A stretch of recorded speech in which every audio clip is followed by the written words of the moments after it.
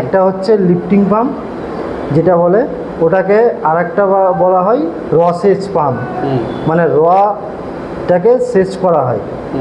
আচ্ছা, ওই দুটো পাম্পের কাজ হচ্ছে সেচ করা হয় নিচ থেকে MBBR 1-এ, MBBR 1-এ ট্রান্সফার করে। MBBR 1 থেকে একটা পাইপ লাগানো আছে, সেই উপরের যে পরিষ্কার জলটা ওই MBBR 1 থেকে 2-এ যাবে, ওটা অটোমেটিক যাবে, মানে এখান থেকে তুলে যেখানে দেবে তারপর সেটা অটোমেটিক পরিষ্কার জলটা MBBR 2-এ যাবে। এবার MBBR 2 থেকে যাবে আমাদের যেটা আমাদের স্লাজ হোল্ডিং ট্যাঙ্ক, সেখান থেকে আমাদের একটা কার্ভের মতো করা আছে, সেই কার্ভের নিচে আমাদের ইয়ে লাগানো আছে। তা একটু কেটে দেবে।